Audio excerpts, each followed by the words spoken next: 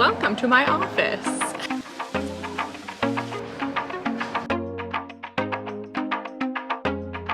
Sadly, I think you can tell I'm not in Mexico anymore. Hi, I'm Sam, and a couple of months ago, my husband and I packed up our bags and our laptops and flew to Sayulita, Mexico, where we spent a month working remotely. It was an amazing experience, but before we left, there were a lot of unknowns going into the whole thing. Would the Wi-Fi be strong enough for us to do our jobs properly? Would we even be productive living and working somewhere that's so beautiful and feels like we're on vacation? And what would it be like traveling and living in another part of the world right now with everything else that's going on? So without further ado, let's talk about what living and working remotely in Sayulita was actually like.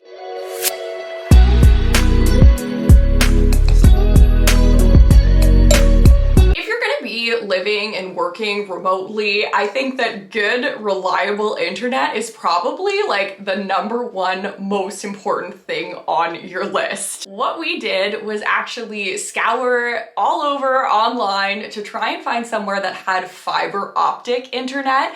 And this is something that's actually pretty rare in Sayulita, so not a lot of Airbnbs will have that high speed of internet, at least from our experience. Unfortunately, what that meant was that we ended up paying a lot more for our accommodation than what is the average in the area or what we would have liked to. Luckily, though, there are other options in Sayulita, and there are a ton of people down there who are working remote. I found that many people just ended up working out of a coffee shop or even a restaurant in Sayulita, and there were a lot of very clear signs about how long you were allowed to work places, what the minimum spend was in order to have your laptop and be working remotely from that space. So I feel like it was really easy to kind of figure out where you should be working from, where you could be working from, and do it in a way that is allowed by that business, which was great. One of those options is to work at a co-working space, and there are actually a couple of them in Sayulita. The first one, and what I think is probably the best option, is at the Selena Hotel. So they have a co-working space. It is very, very small, and I chatted with a couple of people who had worked out of there, and they said that it does fill up very, very quickly. So you have to get there quite early if you want a desk. They only rent hot desks, so you're not gonna have your own dedicated space. In the evening, I did take a little video clip of what it looks like. And at that time, you know, it seemed great. There was only one person there, but during the day, it was definitely super, super busy. So obviously, you know, that's not ideal if you're going to be on calls or if you need, you know, quiet space to concentrate. There is also an outdoor co-working space, and this one looked like it was gonna be so cool. It had some great reviews, and I think that it opened in 2020.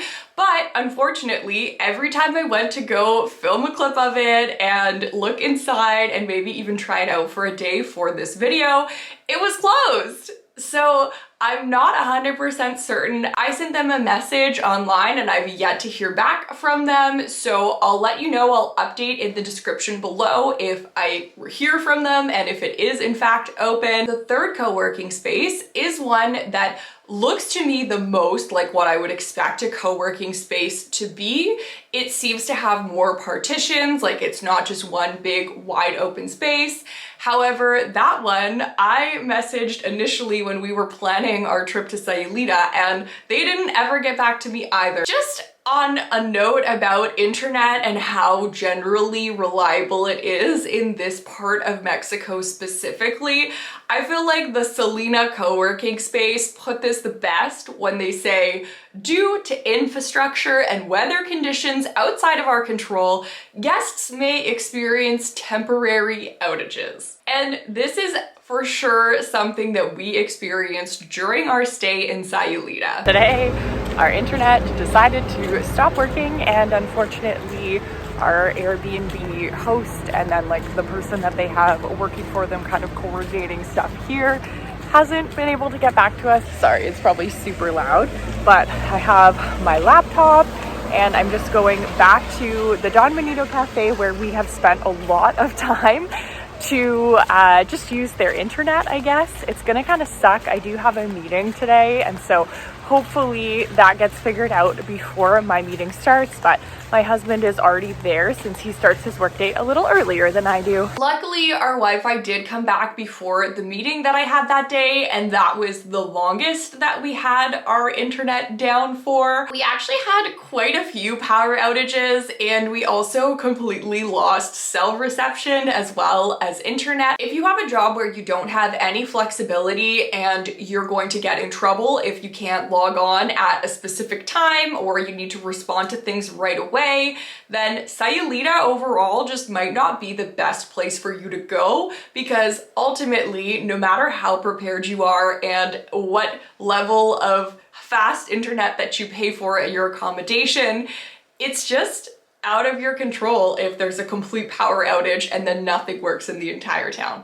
I just wanted to hop in here with a little promo for my bestie. If you are looking for more Sayulita content, she is actually there right now. She's gonna be staying there for 3 months, and she just started a YouTube channel. So go watch her first video and subscribe to her channel. I've linked it all down below. Living in Sayulita for a longer time, we really wanted to make sure that we could cook at home and make our own meals rather than just eating every single meal out at a restaurant. There are actually 2 big grocery stores that are right on the side of the highway in Bucerias, so it's just about a 30-minute bus ride or just under that from Sayulita.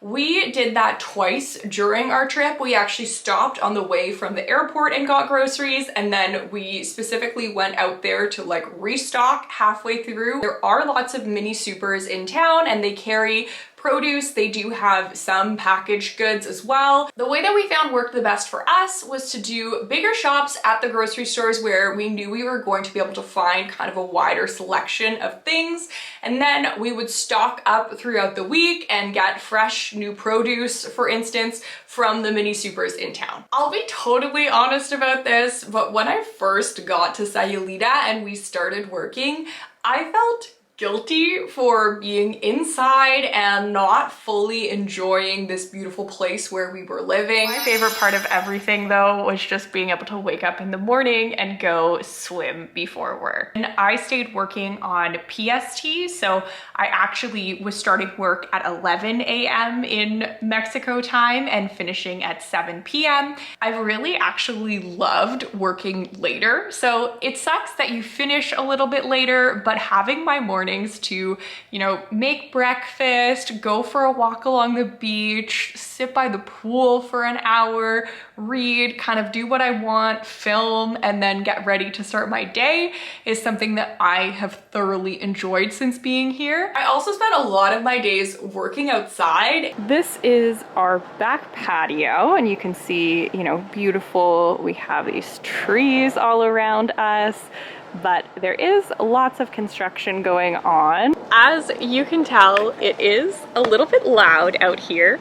So that is one of the downsides. You can really hear it now. Even though it could be loud because there was construction happening around us, I just put on my AirPods and used the noise canceling mode and then enjoyed being outside in the sunshine. I think I was so concerned about the internet at our Airbnb that I wasn't thinking enough about what our office setup would actually look like there. So this is normally where I work if I'm working inside, and my husband working very hard over there as well. We do have a lot of seating in here, so obviously there's all these bar stools, we have this table, we have these chairs, this couch, but nothing is really that comfortable. And I feel especially for working and when you're sitting at your computer, these chairs are not desk chairs. This is not a desk, this is a dining room table. And for several weeks, it's not the greatest. I think if we had just been staying here for a week, it would have been fine, but it's really not super comfortable in the long term, sadly. By this point, a lot of you may have traveled outside of your home countries in the past 2 years, but for me, this was the first time that I traveled internationally since 2020 happened, and I really wasn't sure what to expect with that. One of the things that I really struggled to find solid information on before we left was where we were going to get tested when we had to come back to Canada. And if you're traveling back to the US or somewhere that only requires an antigen test or one that can be done a little bit more quickly, then St. Luke's in Sayulita is a really good place to go. It's like the private hospital that's in town, and you can go there and get a test. But if you're looking at a PCR, like what we had to have in order to return home, those were really expensive. They were like over $200 when you put it into Canadian. So we wanted to shop around, and we actually found that in Puerto Vallarta at the airport itself, they had a testing site, and there we ended up paying just under $90 per person to have a PCR test done. We were worried that they were going to be open, but they actually are open 24 hours, which is amazing. So we got here pretty late, but just got my COVID test. So comes back in 48 hours, and they said they can email it. Depending on what your priorities are, it might be more convenient for you to just do it in town, but you do save some money if you go into Puerto Vallarta to get your tests done. We did have some people ask why we chose Sayulita, and I think that the main reason for us really was just surfing. It actually is a place that we had been to before. We got engaged in Sayulita a couple of years ago, so we knew what to expect when we were going there, and we also knew that you could just walk to the beach in town and that you would be able to surf right there. So that is just so convenient. It was so wonderful. I think my husband surfed like every single day while we were there, and I went out a bunch as well, just not quite as much as he did. So that part of the trip we thoroughly enjoyed. Unfortunately, I don't think that we will be returning to Sayulita to work remotely again, and that really just comes down to my husband's preferences. Really stressed him out not knowing if we were gonna have power or lose Wi-Fi one day, and even though it didn't happen that often throughout our trip, because it had happened, it kind of planted the seed, and then we were worrying about it all of the time of like, when is this gonna happen again? I would go back in a heartbeat. I loved it there, but just with us together, I don't think that we will be returning to Sayulita. I would love to go somewhere else that we had a better office setup for Cam, but we'll have to see what happens in the future. Obviously, I'll keep you all updated if we do end up going away somewhere else to work remotely. But for now, I hope that this video is helpful if you're planning on going and working remotely in Sayulita. If you think I missed anything or you have any other questions, leave me a note down below and I would be more than happy to chat with you about it.